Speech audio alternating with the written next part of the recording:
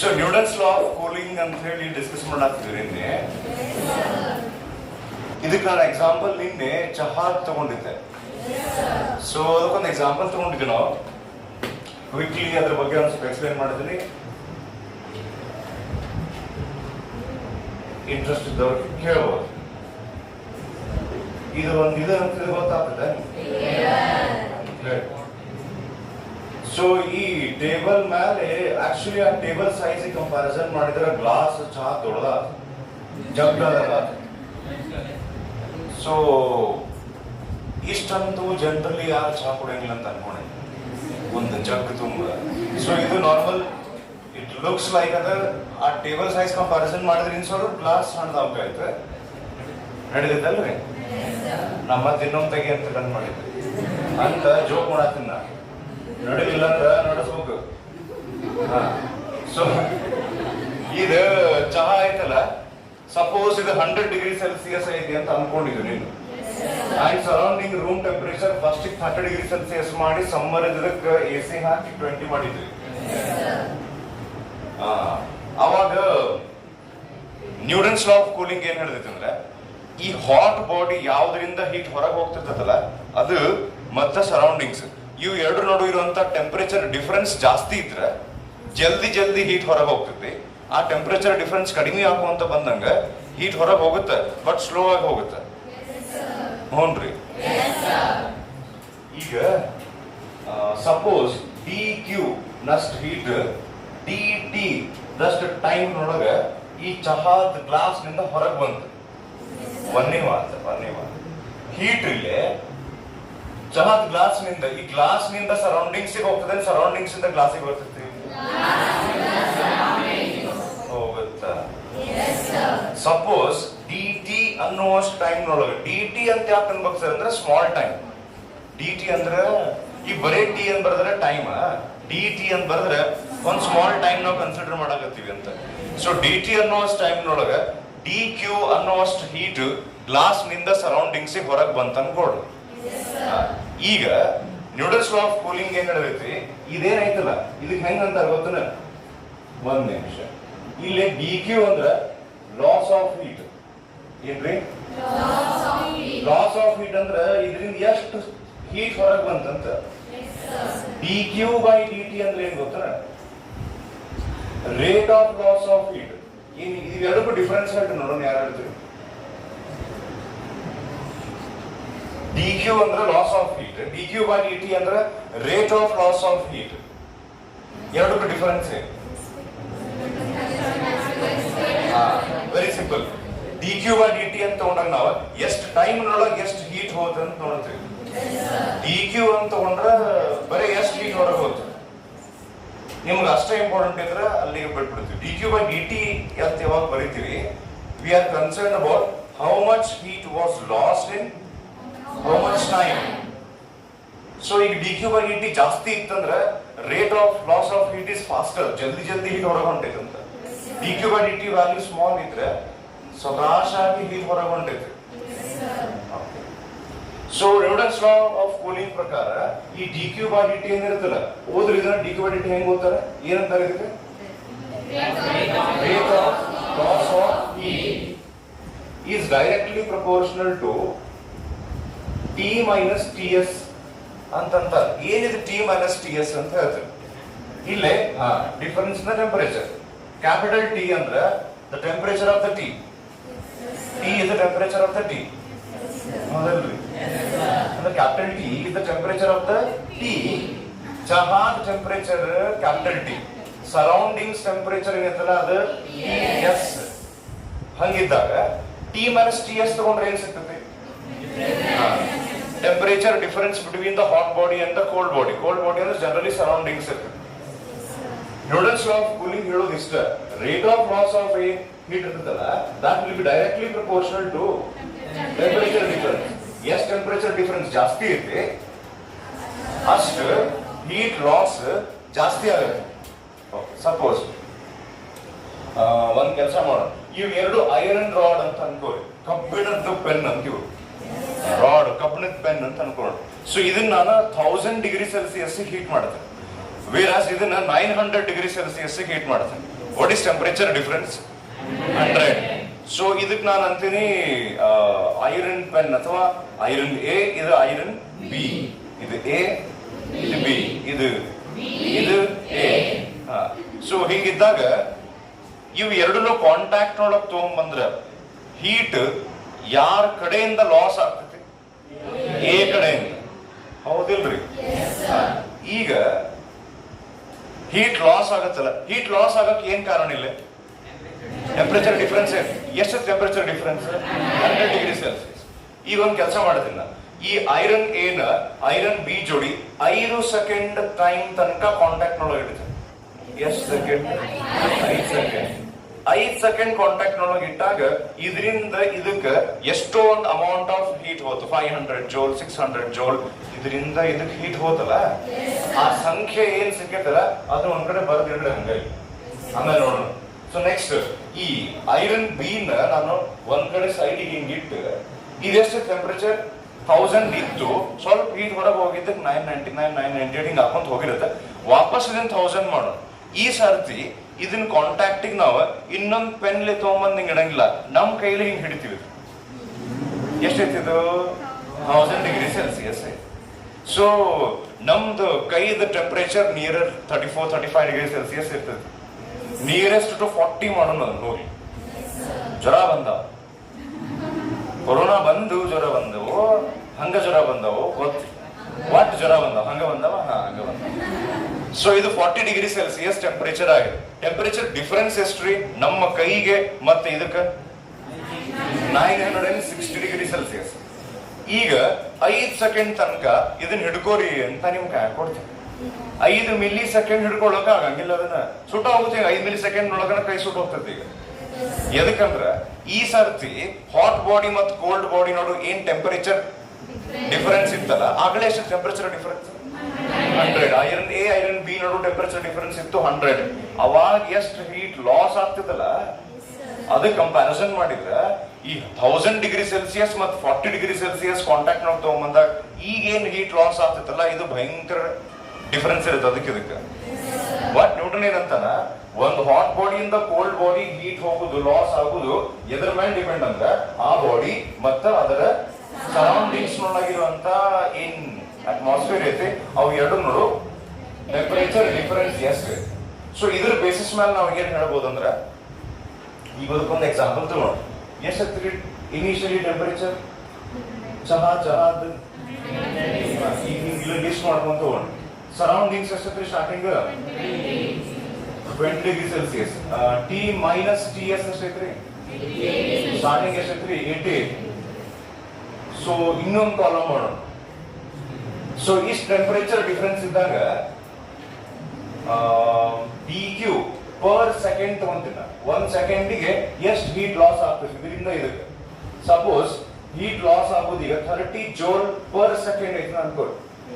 ಏನ್ ಅರ್ಥ ಆಗ್ತದೆ ಹೇಳಿ ನಿಮ್ಗೆ? ಹಿಂಗ್ ಬರ್ತದೆ 30 ಜೋಲ್ ಪರ್ ಸೆಕೆಂಡ್ ಅಂದ್ರೆ ಏನ್ ಅರ್ಥ? ಈಗ ಇಷ್ಟು ಹೀಟ್ 1 ಸೆಕೆಂಡ್ ಒಳಗೆ ಲಾಸ್ ಆಗ. ಎಲ್ಲಿಂದ ಲಾಸ್ ಆಗ? ಚಹಾದಿಂದ ಸರೌಂಡಿಂಗ್ಸ್ ಗೆ 30 ಜೋಲ್ ಹೀಟ್ ಲಾಸ್ ಆಗೈತೆ ಪರ್ ಸೆಕೆಂಡ್. ನೆಕ್ಸ್ಟ್ ಒಂದ್ ಸ್ವಲ್ಪ ಬಿಟ್ಟು ಆಫ್ಟರ್ 5 ಮಿನಿಟ್ಸ್ ಅಂತ ಅನ್ಕೊಳ್ಳೋಣ, ಚಹಾದ ಟೆಂಪರೇಚರ್ 90 ಡಿಗ್ರಿ ಸೆಲ್ಸಿಯಸ್. ರೂಮ್ ಮತ್ತು ವೆರಿ ಸ್ಲೈಟ್ ಇನ್ಕ್ರೀಸ್ ಆಗುತ್ತೆ 20.2, 20.3, which is negligible. Once again you will let it as 20. ಹ್ಞೂನ್ರಿ. ಅಂದ್ರೆ ನಮ್ಗ ಇಲ್ಲ ಕ್ಯಾಲ್ಕುಲೇಷನ್ ಮಾಡಕ್ ಈಸಿ ಆಗುತ್ತೆ ಅಂತಷ್ಟೇ. ಟೆಂಪರೇಚರ್ ಡಿಫರೆನ್ಸ್ ಅನ್ಕೊಳ್ಳಿ 20.2 ಅಂತ ಬರೋ ಟೆಂಪರೇಚರ್ ಡಿಫರೆನ್ಸ್ ಹೇಳಿದ್ರೆ ಒಂದ್ ಸ್ವಲ್ಪ ಎಕ್ಸ್ಟ್ರಾ ಟೈಮ್ ಹಿಡಿಯುತ್ತೆ. ಈಸಿ ಆಗಿ ಹಿಂಗ್ ಬರೆದು ಬಿಡಬಹುದು. ಈಗ ಅಗಳಿಗಿನ ಟೆಂಪರೇಚರ್ ಡಿಫರೆನ್ಸ್ ಕಡಿಮೆ ಆಗ್ತಿರ್ಲಿ. ನ್ಯೂಟನ್ ಏನ್ ಹೇಳ್ತಾರ, ಅವಾಗ 1 ಸೆಕೆಂಡಿಗೆ ಚಹಾದಿಂದ ಹೊರಗೆ 30 ಜೂಲ್ ಹೋದ್ರೆ ಈಗ 25 ಜೂಲ್ ಅಷ್ಟೇ ಹೋಗ್ತದೆ 1 ಸೆಕೆಂಡಿಗೆ. ಗೊತ್ತಾಗ್ತದೆ ಎಷ್ಟು ಹೀಟ್ ಹೋಗ್ತದೆ ಹೊರಗೆ ಅನ್ನೋದು. ಟೆಂಪರೇಚರ್ ಡಿಫರೆನ್ಸ್ ಜಾಸ್ತಿ ಇದ್ರೆ ಜಲ್ದಿ ಹೀಟ್ ಹೊರಗೆ ಹೋಗ್ತದೆ. ಟೆಂಪರೇಚರ್ ಡಿಫರೆನ್ಸ್ ಕಡಿಮೆ ಹಾಕೊಂತ ಬಂದಂಗ ಸ್ಲೋ ಆಗಿ ಹೀಟ್ ಹೊರಗೆ ಹೋಗುತ್ತೆ. ಹಿಂಗಾಗಿ ಒಂದ್ ಸ್ಟೇಟ್ಮೆಂಟ್ ಹೇಳ್ತೀನಿ, ಅರ್ಥ ಮಾಡ್ಕೊಂಡು ಟ್ರೈ ಮಾಡಿ. ಬಿಸಿ ಬಿಸಿ ಚಹಾ ಇರ್ತೈತಲ್ಲ, ಅದು ಸ್ಟಾರ್ಟಿಂಗ್ ಜಲ್ದಿ ಆರ್ತೈತಿ, ಆಮೇಲೆ ಸ್ಲೋ ಆಗಿ ಆರ್ತೈತಿ.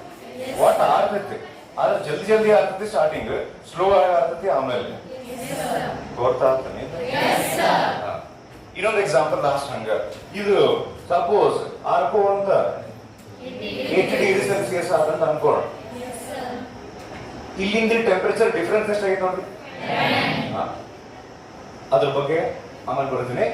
ನೆಕ್ಸ್ಟ್ ಈಗ ಸರೌಂಡಿಂಗ್ಸ್ ನ ಮತ್ತೆ 20 ಇಡ್ತೀನಿ. ಭಾಳ ಅಂದ್ರೆ 21 ಆಗಿರ್ತದೆ ಅದು. ಇರ್ಬಿಡ್ರಿ, ಯಾಕೆ ಜಾಸ್ತಿ ತಗೊಂತೀರಿ ಸುಮ್ಮನೆ. 60 ಡಿಗ್ರಿ ಸೆಲ್ಸಿಯಸ್. ಸೊ ಈಗ heat loss for example 20 joule per second. ಇಲ್ಲಿ 20ನ ಆಗ್ಬೇಕಂತಿಲ್ಲ, 5 ಕಡಿಮೆ ಆಗ್ಬೇಕು ನೋಡಿ. ಕರೆಕ್ಟಾಗಿ ನೆನಪಿಲ್ಲ ನೀ ಈಗೇನಿಲ್ಲ, ಹಂಗೆ ಎಕ್ಸಾಂಪಲ್ ಬಿಡಾಡ್ಸಿಲ್ಲ. ಓಕೆ, ಈಗ ಒಂದು ಕ್ವಶನ್ ಕೇಳ್ತೀನಿ, ಇದನ್ನ ಕರೆಕ್ಟ್ ಆಗಿ ನೀವು ಆನ್ಸರ್ ಮಾಡಿದ್ರಿ ಅಂದ್ರೆ ನ್ಯೂಟನ್ಸ್ ಲಾ ಆಫ್ ಕೂಲಿಂಗ್ ನೀವು ಅರ್ಥ ಮಾಡ್ಕೊಂಡಿರಿ ಅಂತ ಅರ್ಥ. ಓಕೆ, ಸೊ 90 80 ಫಸ್ಟ್ ಎಷ್ಟಿತ್ತು 100 ಇದ್ದು 90. ಈ ಕ್ವಶನ್ ಏನಂದ್ರೆ 100 ಇದ್ದಿದ್ದು 90 ಡಿಗ್ರಿ ಸೆಲ್ಸಿಯಸ್ ಆಗಕ್ಕ ಟೈಮ್ ಎಷ್ಟು ತಗೊಂಡಿತ್ತಲ್ಲ ಅದನ್ನ T1 ಅಂತೀವಿ ನಾವು. ಫಸ್ಟ್ ಈಗ ಚಹಾ ಎಷ್ಟಿತ್ತು ಟೆಂಪರೇಚರ್ 100 ಡಿಗ್ರಿ ಸೆಲ್ಸಿಯಸ್. ಸ್ವಲ್ಪ ಹೊತ್ತು ಬಿಟ್ಟದ 90 ಆಗಿದೆ. ಆ ಸ್ವಲ್ಪ ಹೊತ್ತು ಎಷ್ಟು ಹೊತ್ತು ಅಂತ ನಮಗೆ ಗೊತ್ತಿಲ್ಲ. ಸಪೋಸ್ ಅದು T1 ಇರ್ಲಿ.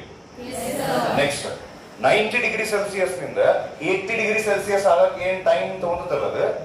Suppose let it be it is T2. So T1 is the time in which the temperature of the tea has decreased from 100 degrees Celsius to 90 degrees Celsius. T2 90 to 80. ಇನ್ನೊಂದು ತಗೊಂಡೋಗೋಣ. ಇಷ್ಟು values ಬರಂಗಿಲ್ಲ, 70 ಅಷ್ಟೇ ಬರೀತೀನಿ. ಇಲ್ಲಿ temperature 80 ಇದ್ದಿದ್ದು 70 ಆಗಕ್ಕ time T3. What is the relation between T1 T2 and T3? ಹಂಗ ಹೇಳೋದು. Relation between T1 T2 T3 ಅಂದ್ರೆ T1 T2 ಕಾಕ ಆಗ್ಬೇಕು ಮಾಮ ಆಗ್ಬೇಕು, ಹಂಗ ರಿಲೇಷನ್ ಅಲ್ಲ. Which is greater which is smaller equal to ನೀವು ಹೇಳ್ಬೇಕು. T1 is equal to T2 is equal to T3 ಅಥವಾ T1 ಹಂಗ ಹೇಳ್ಬೇಕು. ಏನಂತ ವಿಚಾರ ಮಾಡಿ ಒಂದ್ ಸ್ವಲ್ಪ ಇರ್ಲಿ ಆನ್ಸರ್ ಹೇಳಿರಂತ. ಇನ್ನೊಂದ್ 2 ಸೆಕೆಂಡ್ ಎಕ್ಸ್ಟ್ರಾ ತಗೊಂಡ ನೀವು ಆನ್ಸರ್ ಮೇಲೆ ಇನ್ನೊಂದು ವಿಚಾರ ಮಾಡ್ರಿ. ಕರೆಕ್ಟ್ ಇಲ್ಲ ಯಾವುದು? ಓಕೆ, ಹೇಳಿ. T1 is less than T3. ಯಾಕಂದ್ರೆ ಬಿಸಿ ಇದ್ದಾಗ ಟೆಂಪರೇಚರ್ ಡಿಫರೆನ್ಸ್ ಜಾಸ್ತಿ ಇರ್ತೈತಲ್ಲ, ಜಲ್ದಿ ಈಗ ಹೊರಗೆ ಹೋಗ್ಬಿಡೈತಿ. ಹಿಂಗಾಗಿ 100 90 ಆಗಕ್ ಬಹಳ ಟೈಮ್ ಹಿಡಿಯಂಗಿಲ್ಲ. 90 80 ಆಗಕ್ ಜಾಸ್ತಿ ಟೈಮ್ ಹಿಡಿಯುತ್ತೆ.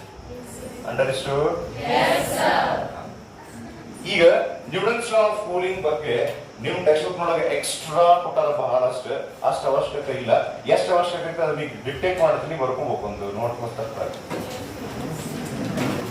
ಸೊ ಎಕ್ಸಾಮ್ ನೊಳಗೆ ನ್ಯೂಟನ್ಸ್ ಲಾ ಆಫ್ ಕೂಲಿಂಗ್ ಬಗ್ಗೆ ಅಂತ ಪ್ರಶ್ನೆ ಕೇಳಿದ್ರೆ ಒಂದು ಅದರ ಸ್ಟೇಟ್ಮೆಂಟ್ ಕೇಳ್ತಾರೆ, what is Newton's law of cooling ಅಷ್ಟೇ, ಅಥವಾ explain Newton's law of cooling ಅಂತ ಕೊಟ್ರೆ ಎರಡು ಸೇರಿ ಎಸ್ ಬರಿಬೇಕು ಅಂತ ಹೇಳಿ ಬರೆಸ್ತೀನಿ. ಸೊ ಹೆಡ್ಡಿಂಗ್ ಅಂತ ಹಾಕಿರಿ ನ್ಯೂಟನ್ಸ್ ಲಾ ಆಫ್ ಕೂಲಿಂಗ್. ನಿಮ್ಗೆ laws of motion chapter start ಆತನ? ಮೋಷನ್ ಇನ್ ಪ್ಲೇನ್ ಮುಗಿತನ? ಎದಕ್ಕಂದ್ರೆ ಲಾಸ್ ಆಫ್ ಮೋಷನ್ ಒಳಗ ನ್ಯೂಟನ್ ಬರ್ತಾನೆ. Newton's first law, Newton second law, Newton's third law ಅಂತ ಬರ್ತಾನೆ. ಗ್ರಾವಿಟೇಷನ್ ಅಂತ ಒಂದು ಚಾಪ್ಟರ್ ಐತಿ. ಅಲ್ಲಿ Newton's gravitational law, universal gravitational law which was discovered by Newton ಅಂತ ಅಂತೀವಿ. ಇಲ್ಲೊಂದು ಬಂತೀವಿ ನ್ಯೂಟನ್ಸ್ ಲಾ ಆಫ್ ಕೂಲಿಂಗ್. ಇನ್ನೊಂದು ಆ ಕಡೆ ಕ್ಲಾಸ್ ನೊಳಗೆ ವೇವ್ಸ್ ಅಂತ ಒಂದು ಚಾಪ್ಟರ್ ಸ್ಟಾರ್ಟ್ ಆಗಿತ್ತಲ್ಲ, ಅದ್ರೊಳಗೆ ಸೌಂಡ್ ಬಗ್ಗೆ ಸ್ವಲ್ಪ ನಾವು ಡಿಸ್ಕಸ್ ಮಾಡ್ತೀವಿ. ಈ ಸದ್ಯ ಸಿಲೆಬಸ್ ಆಗಿತ್ತು ನೋಡ್ಬೋದಾಗಲ್ಲ, ಸೌಂಡ್ ಬಗ್ಗೆ ಡಿಸ್ಕಸ್ ಮಾಡ್ತೀವಿ. ಸೌಂಡ್ ವೆಲಾಸಿಟಿ ಕ್ಯಾಲ್ಕುಲೇಟ್ ಮಾಡಕ್ ಒಂದು ಫಾರ್ಮುಲಾ ಕನ್ನಡ ನ್ಯೂಟನ್. ಅಂದ್ರೆ ಅವ ಏನ್ ಕೆಲಸ ಮಾಡ್ಕೊಂತ ಹೋಗ್ಯಾನ ಲಿಸ್ಟ್ ಮಾಡ್ಕೊಂತ ಹೋದ್ರೆ ಕ್ಯಾಲ್ಕುಲೇಸ್ ಅವನ ಡಿಸ್ಕವರ್ ಮಾಡಿದ್ದು. ಮ್ಯಾಥ್ಸ್ ನೊಳಗ ಡಿಫರೆನ್ಸಿಯೇಷನ್ ಇಂಟಿಗ್ರೇಷನ್ ಬರ್ತಾವ ಮುಂದೆ ನ್ಯೂಟನ್ ಮಾಡಿದ್ದು. ನಾ ಇನ್ನೂ ಹೇಳಕ್ಕೆ ಕೊಡೋರು ಫಿಸಿಕ್ಸ್ ನೊಳಗ ಮತ್ ಸೆಕೆಂಡ್ ಇಯರ್ ನೊಳಗ ಲೈಟ್ ನೊಳಗ ಏನೈತಿ ಅಂತ ಹೇಳಿ ಸೈಂಟಿಸ್ಟ್ ತಲೆ ಕೆಡ್ಸ್ಕೊಂತ ಹೋಗ್ಯಾರ. ಲೈಟ್ ಅಂದ್ರೆ ವೇವ್ಸ್, ಲೈಟ್ ಅಂದ್ರೆ ರೇಸ್, ಲೈಟ್ ಅಂದ್ರೆ ಫೋಟಾನ್ಸ್, ಏನ್ ಸುಳ್ಗಾಡ್ ಲೈಟ್ ನೊಳಗೆ ಏನ್ ಸುಳ್ಗಾಡ್ ಐತಿ ಅದ್ರ ಫಸ್ಟ್ ಟೈಮ್ ಅದ್ರ ಬಗ್ಗೆ ಸ್ಟಡಿ ಮಾಡಿದವನು ನ್ಯೂಟನ್. ಸೊ ಇದೆಲ್ಲ ನೋಡಿದ್ರೆ ಒಂದ್ ಡೌಟ್ ಹೋಗ್ಬೇಕು, ನ್ಯೂಟನ್ ಅಂತ ಇಬ್ರು 3 ಮಂದಿ ಇರ್ಬೇಕು ಸರ್ ಮೋಸ್ಟ್ಲಿ. ಇಷ್ಟು ಕೆಲಸ ಹೆಂಗ್ ಮಾಡ್ತಾನ? ಯಾಕಂದ್ರೆ ಒಂದೊಂದು ಡಿಸ್ಕವರ್ ಮಾಡಕ ಬಹಳ ಟೈಮ್ ಬೇಕಾ? ನೋಡ್ರಿ So for its statement, Newton's law of cooling is this statement. 1 marks again, 2 marks again, the rate of cooling of a body, the rate of cooling of a body, ಇದನ್ನ rate of cooling of a body ಅಂತ ಬರೀಬಹುದು ಅಥವಾ the rate of loss of heat ಇಲ್ಲಿ ಬರದೇ ಇದ್ರಲ್ಲ ಹಂಗದ ಬರೀಬಹುದು. ಈ ಸದ್ಯ ಇಷ್ಟ ಇರಲಿ. The rate of cooling of a body is directly proportional to ಅರ್ಥ ಆಗಿತ್ತು ಈಸ್ ಡೈರೆಕ್ಟ್ಲಿ ಪ್ರಪೋರ್ಷನಲ್ ಟು ಮುಂದೆ ಏನ್ ಬರ್ಬೋದು ಹಂಗ ಹೇಳ್ರಿ ಬರಿಬೇಡ್ರಿ. Temperature difference between the body and its surroundings ಅಂತ ನೀವು ಅಂದ್ರಿ ಅಂತ ನಾ ಅನ್ಕೊಂಡೆ. ನೀವು ಏನೈತಿ ಹೇಳ್ತಿರ್ತೀನಿ ನೀವು ಅದನ್ನ ಬರೀಬೇಕು. The rate of cooling of a body is directly proportional to difference in the temperature is directly proportional to difference in the temperature of the body is directly proportional to difference in the temperature of the body and its surroundings and its ಏನ್ ಗಂಟು ಒಂದ್ ಮಾತಾಡ್ಬೇಕು. And it's ಅಂದಾಗ surround ಏನಾಗಲ್ಲ. ನಿಮ್ಮ ಮನೆಗೆ ಹಿಂಗೆ ಹೇಳಾರ ಅಪ್ಪಿ ಜಾಸ್ತಿ ಮಾತ್ರ ಕೂಡ ಚಕ್ರ ಬಂದಿದ್ದೀವಿ ಮತ್ತ ಓಕೆ. ಅಂಡ್ ಇಟ್ಸ್ ಸರೌಂಡಿಂಗ್ಸ್ ಆದ್ಮೇಲೆ ಕಾಮ ಹಾಕಿ ಇನ್ನು ಕಂಟಿನ್ಯೂ ಆಗ್ತದೆ, ಫುಲ್ ಸ್ಟಾಪ್ ಇಲ್ಲ. ಕಾಮ provided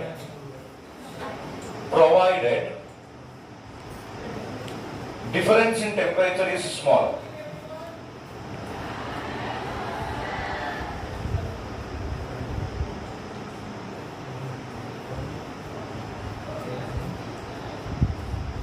Provided difference in temperature is small. Small ಅಂದ್ರೆ ಏನು ಅಂತಂದ್ರೆ 100-200 ಡಿಗ್ರಿ ಸೆಲ್ಸಿಯಸ್ ಎಲ್ಲ ನಡೀತೈತಿ. 1000 ಗತ್ತೆ ಡಿಫರೆನ್ಸ್ ಟೆಂಪರೇಚರ್ ನಡುವೆ ಇದ್ರೆ ಹಾಟ್ ಬಾಡಿ ಮತ್ತೆ ಸರೌಂಡಿಂಗ್ಸ್ ನಡು thousands of degree Celsius temperature difference ಇದ್ದಾಗ ನ್ಯೂಟನ್ಸ್ ಲಾ ಆಫ್ ಕೂಲಿಂಗ್ ಮತ್ತೆ ಅದ್ರ ಮುಂದೊಂದು ಈ ಫಾರ್ಮುಲಾ ಬರೆಯಕ್ ಹೊಂಟಿವಿ ನಾವು. ಈ ಫಾರ್ಮುಲಾ ಎಲ್ಲ ಅಪ್ಲಿಕೇಬಲ್ ಆಗಂಗಿಲ್ಲ, ಅಲ್ಲಿ ತನಕ ನಾವು ಸ್ಟಡಿ ಮಾಡಿಲ್ಲ ಅಂತ ನಾವು ನ್ಯೂಟನ್. ಹಾಟ್ ಬಾಡಿ ಮತ್ತೆ ಸರೌಂಡಿಂಗ್ಸ್ ಟೆಂಪರೇಚರ್ ಡಿಫರೆನ್ಸ್ ಸ್ಮಾಲ್ ಇದ್ರೆ ಅವಾಗ ನಾ ಹೇಳಿದ ಲಾ ನೀವು ಅಪ್ಲೈ ಮಾಡಬಹುದು ಅಂತ ನಾವು.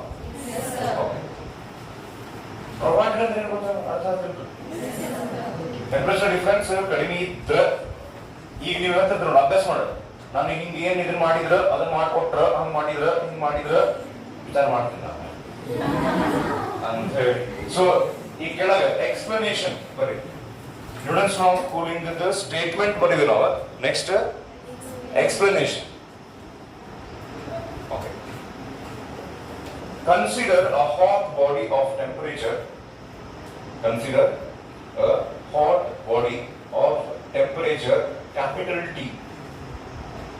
Consider a hot body of temperature capital T and surrounding temperature Ts and surrounding temperature Ts. ನೀವು ಫಿಸಿಕ್ಸ್ ಅಂತ ಹೇಳಿ ಒಂದು ನೋಟ್ಬುಕ್ ಮಾಡಿದ್ರು ಇಲ್ಲ, ಒಂದು ಗಿರ್ಮಿಟ್ ಬುಕ್ ಅಂತ ಐತಿ, ಅದ್ರಾಗೆಲ್ಲ ತಿರುಗಿ ಬಿಡೋದು ಎಲ್ಲ ಏನಿದೆ ಗೊತ್ತಿಲ್ಲ. ಬಿಕಾಸ್ ಅದು ಸ್ಕೂಲ್ ತನಕ ಮೇಂಟೈನ್ ಮಾಡಿಸಿರ್ತಾರ ಅವ್ರು. ನೋಟ್ಸ್ ಬರಿಬೇಕು, ಕವರ್ ಹಾಕೊಂಡ್ ಬರ್ಬೇಕು, ಲೇಬಲ್ ಹಚ್ಬೇಕು ಅಂತ ಹೇಳಿ. ಇಲ್ಲ ಇರಂಗಿಲ್ಲ ಅವು ಬರೋದು ಎಲ್ಲ. ಓಕೆ, ಇಲ್ಲಿ ತೋರಿ ಬಟ್ ನಿಮಗ್ ಗೊತ್ತಾಗಬೇಕಂದ್ರೆ ನನಗೇನ್ ಸಂಬಂಧ ಬರಂಗಿಲ್ಲ, ನಿಮಗ್ ಗೊತ್ತಾಗಬೇಕಿದ್ರೆ ಏನ್ ಮಾಡ್ಕೊಂಡಿದ್ದೇನೆ. ತಪ್ಪ ನಂದ ತಪ್ಪ ಮಾಡಂಗಿಲ್ಲ ಹೇಳಿ. Consider the hot body of temperature T and surrounding temperature Ts. Full stop. Let let dq be the heat lost. Let dq be the heat lost in dt seconds. Let dq be the heat lost in dt seconds. Then a seconds are full stop put. Then dq by dt. Then dq by dt. dq by dt is the rate of cooling. then dq by dt is the rate of cooling. Rate of cooling ಅಂದ್ರೆ ಒಂದ, rate of loss of heat ಅಂದ್ರೆ ಒಂದ. ಯಾಕಂದ್ರೆ loss of heat ಅದಾಗ ಮತ್ತು cooling ಆಗ್ತದೆ. ಹೌದ್ರಿ? Yes sir. ಮತ್ ಫುಲ್ ಸ್ಟಾಪ್ ಕೊಟ್ಟು according to next line ಒಳಗೆ according to Newton's law of cooling, according to Newton's law of cooling, according to Newton's law of cooling ಅಂತ ಹೇಳಿ ಇದು ಬರ್ಕೋಬಹುದು. ಇಲ್ಲಿ ಬರೆದ ನೋಡ್ರಿ, dq by dt is directly proportional to t minus ts. ಇದೆ. So therefore next step ನೋಡಗ dq by dt ಈಗ proportionality symbol ಹಾಕ್ಯಾರಂದ್ರ ಅವ್ರಿಗೆ ಅಷ್ಟಕ್ಕೆ ಸಮಾಧಾನ ಆಗಂಗಿಲ್ಲ ನೋಡ್ರಿ. ಯಾವಾಗ್ಲೂ ಏನ್ ಮಾಡ್ತಾರ, ಅದನ್ನ ಪ್ರಪೋರ್ಷನಾಲಿಟಿ ಸಿಂಬಲ್ ತೆಗಿತಾರೆ, ಒಂದು ಕಾನ್ಸ್ಟೆಂಟ್ ಬರ್ತೈತಿ, ಸೊ ಅಂಡ್ ಸೊ ಕಾನ್ಸ್ಟೆಂಟ್ ಅಂತ ಹೇಳಿ ಇದಕ್ಕೆ ಒಂದು ವ್ಯಾಲ್ಯೂ ಕೊಟ್ಟು ಇದನ್ನ ಮಾಡಿ ಅಂತ ಮಾಡ್ತಾರಲ್ಲ, ಅಲ್ಲಿ ಬರೀ ಮೈನಸ್ ಕೆ. ಮೈನಸ್ ಯಾಕೆ ಬಂತ ಅಂತ ಹೇಳ್ತೀನಿ, minus K into T minus T S. Proportionality symbol ತೆಗೆದ್ರೆ ಅಲ್ಲೊಂದು ಕಾನ್ಸ್ಟೆಂಟ್ ಬರ್ತೈತಿ ಕೆ ಅಂತ ಹೇಳಿ. ನೋಡ್ರಿ, ಇಷ್ಟು ಬರದ್ರೆ ಇದ್ರ ನೆಕ್ಸ್ಟ್ ಲೈನ್ ನೋಡೋದು. ಒಂದ್ ನಿಮಿಷ ನೀವು ಹೇಳ್ರಿ, d Q by d T ಅಂದ್ರೆ ಲಾಸ್ ಆಫ್ ಹೀಟ್ ಅಥವಾ rate of cooling. T minus T S ಅಂದ್ರೆ ಟೆಂಪರೇಚರ್ ಡಿಫರೆನ್ಸ್. ಕೆ ಅಂದ್ರೆ ಇಲ್ಲಿ ಪ್ರಪೋರ್ಷನಾಲಿಟಿ ಸಿಂಬಲ್ ತೆಗೆದಾಗ ಬಂದಂತ ಕಾನ್ಸ್ಟೆಂಟ್. ಮೈನಸ್ ಯಾಕೆ ಅಂತ ಹೇಳ್ತೀನಿ, ಇದನ್ನ ಕೆಳಗೆ ಬರ್ಕೊಡಿ. Where k is equals to, where k is equals to 4 sigma ts raised to 3. K the value is, K the formula 4 sigma ts raised to 3. ಅಕಸ್ಮಾತ್ ನಿಮಗೆ ಯಾರಿಗಾರ ನೆನಪಿದ್ರು, ಒಬ್ಬರಿಗೆ ನನ್ನ ಪುಣ್ಯಕ್ಕ energy emitted by a black body per unit area per second, E is directly proportional to T raised to 4. Temperature of absolute temperature of the body raised to 4. Stephen's law ಅಂತ ಕಲ್ತಿದ್ವಿ. ಆ proportionality symbol ತೆಗೆದ್ರೆ ಅಲ್ಲೊಂದು constant ಬರ್ತೈತಿ, Stephen's constant ಅಂತ ಹೇಳಿದ್ರು. ಆ Stephen's constant ಇದೆ. ಈಗ ಇಲ್ಲಿ ಕೆ ಅಂತ ಬಂತಲ್ಲ, ಆ ಕೇದ್ ವ್ಯಾಲ್ಯೂ ಫಾರ್ಮುಲಾ ಹೇಳಕತ್ತಾರ ಅವರು. 4 sigma which is Stephen's constant, T S ಅಂದ್ರೆ temperature of the surroundings raise to 3. ಇದು ಕೆ ದ ಫಾರ್ಮುಲಾ. ಹೆಂಗ್ ಬಂತು ಅದಿಲ್ಲ, ಒಟ್ಟು ಹಿಂಗ್ ಬರೀಬೇಕು. ಕೆ ಇಸ್ ಈಕ್ವಲ್ ಟು ಅಂತ ಹೇಳಿ ಬರದ್ರಿ. Where k is equals to 4 sigma T S raise to 3 is a constant. ಅದ continue. Where k is equal to 4 sigma T S raise to 3 is a constant. Full stop ಕೊಟ್ಟು ಮತ್ತು where sigma is Stephen's constant, where sigma is Stephen's constant.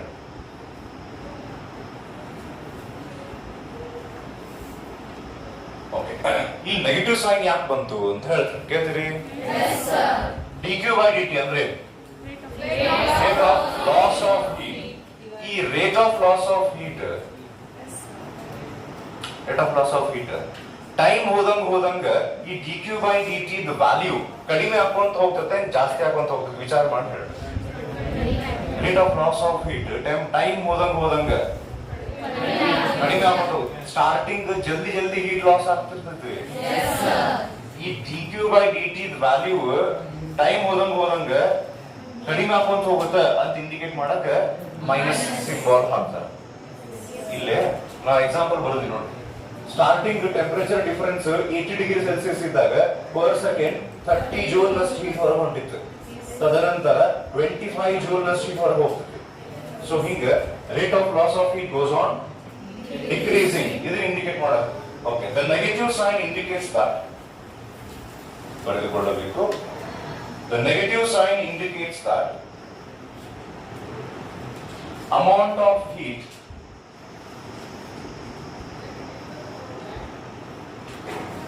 The negative sign indicates that amount of heat decreases with time. The negative sign indicates that the amount of heat decreases with time. So the next Newton's law of cooling ಸಂಬಂಧಪಟ್ಟಂಗೆ 2 graph ಬರ್ತಾವ, ಅವ್ನು draw ಮಾಡ್ಕೊಂಡು ಅದು ಏನಂತ ಅರ್ಥ ಮಾಡ್ಕೊಂಡು ಇದು chapter ಮುಗಿತದೆ. ಓಕೆ, ನೆಕ್ಸ್ಟ್ ಲೈನ್ ನೋಡೋದು ಆ ಗ್ರಾಫ್ ಆಫ್ ಹೆಡ್ಡಿಂಗ್, ಆ ಗ್ರಾಫ್ ಹೆಡ್ಡಿಂಗ್ ಗ್ರಾಫ್ ಡ್ರಾ ಮಾಡ್ತೀನಿ. A graph of temperature difference and rate of cooling. A graph of temperature difference and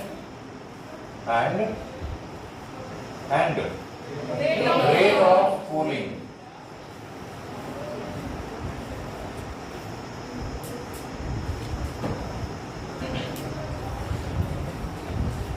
Okay. So ಇದು ಗ್ರಾಫ್ಸ್ ಆಲ್ರೆಡಿ ನೀವು ಡಿಸ್ಕಸ್ ಮಾಡಿರ್ತೀರಿ. Particularly motion straight line ಒಳಗೆ position time graph, velocity time graph, acceleration time graph ಅಂತ ಹೇಳಿ. ಅಂದ್ರೆ ಒಂದು vehicle move ಆಗ್ಬೇಕಾದ್ರೆ ಬೇರೆ ಬೇರೆ ಟೈಮ್ ಒಳಗೆ ಅದರದ್ದು ವೆಲಾಸಿಟಿ ಎಷ್ಟಿತ್ತು ಅಂತ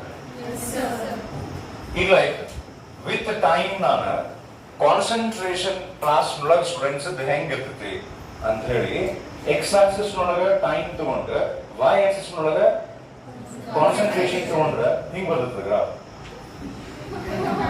ಚೇಂಜ್ ಆಗ್ತಿರ್ತದೆ.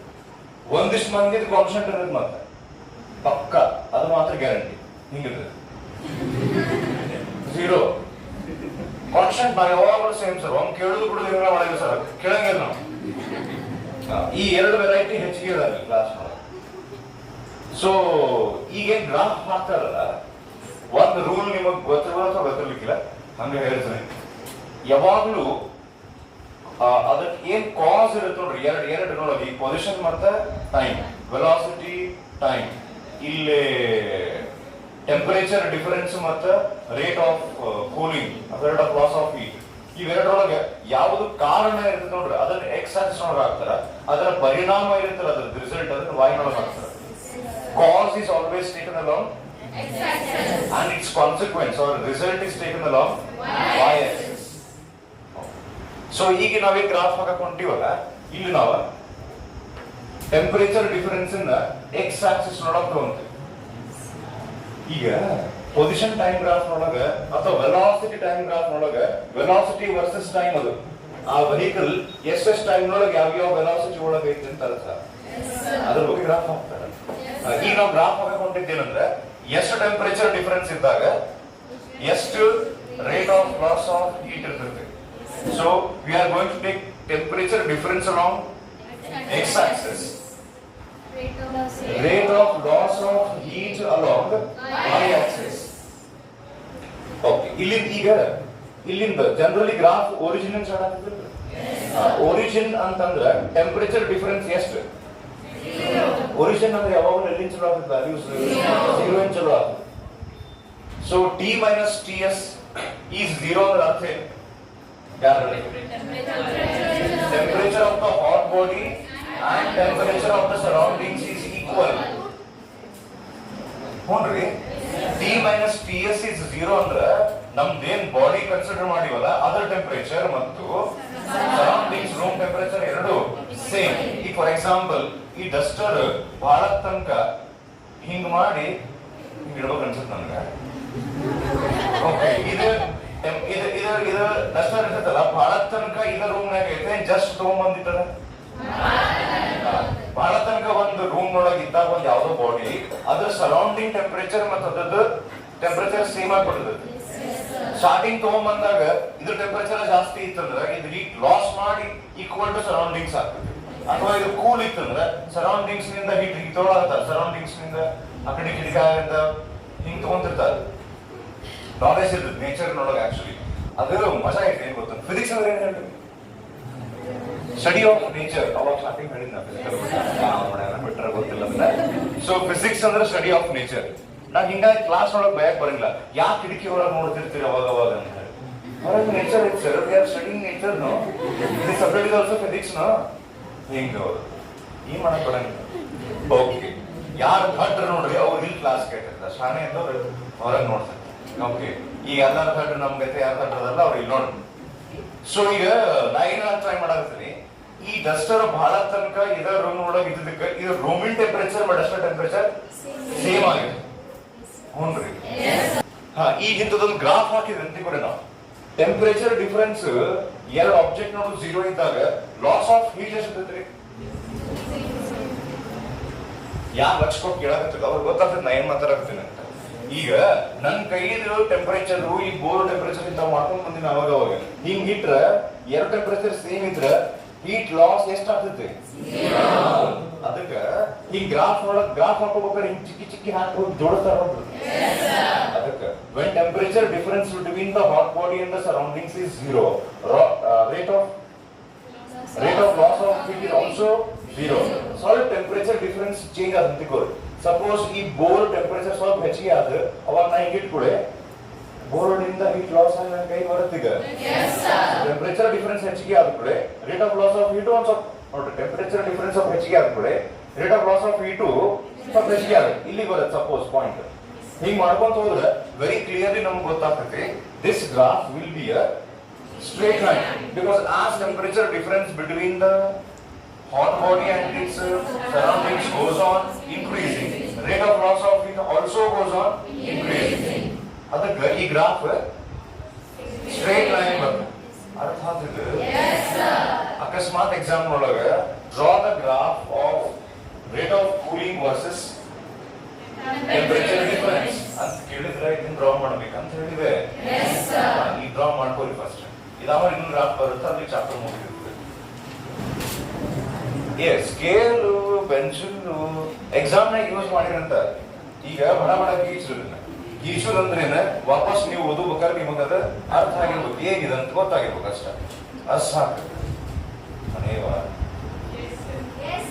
ಅದಲ್ರಿ ಇದು ಪೆನ್ ಆಗಿಂದ ಇಂಕ್ ಇಲ್ಲೇ ಲೀಕ್ ಆದದ, ಅದಕ್ಕೆ ನಾ ಹಣಿವಾದಲ್ಲೇ ನಾವೇನ್ ಅನ್ಕೊಂಡಿಸ್ರ ನಾವ್ ಏನ್ರ ನೀವೇನ್ ಅನ್ಕೊಳ್ಳಿ ಎಸ್ ಅನ್ಬೇಕಂತ ಅಂತಿರ್ತಿರಲ್ಲ, ನಾವು ಸುಮ್ಮನೆ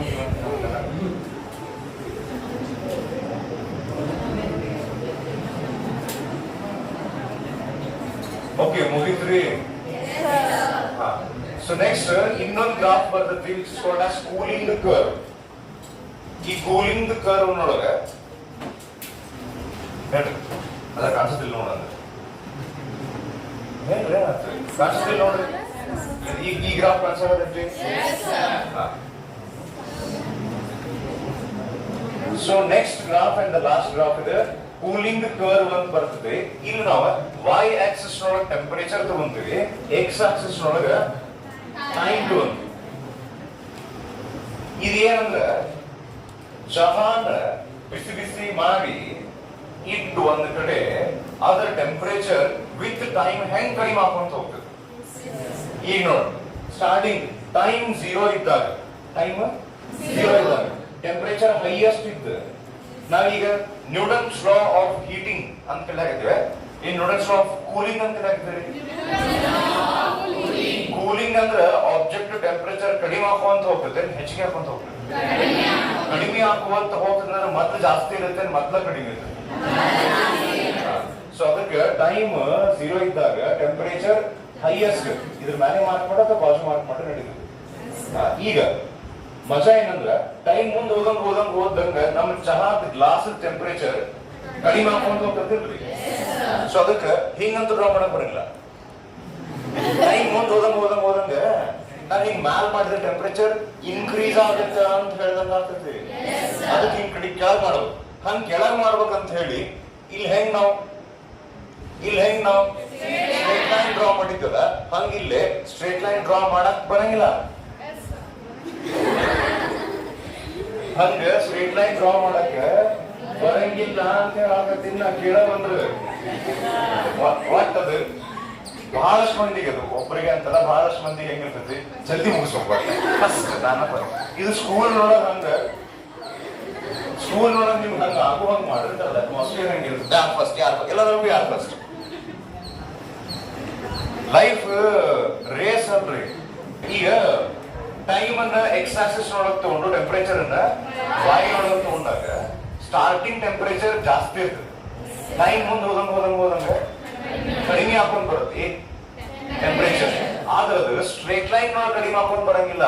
ನಾವು ಏನ್ ಕಲ್ತೀವಿ ನೋಡ್ರಿ ಸ್ಲಾಫ್ ಕೂಲಿಂಗ್ ಒಳಗಂದ್ರೆ starting rate of loss of heat fast ಇರ್ತೈತಿ.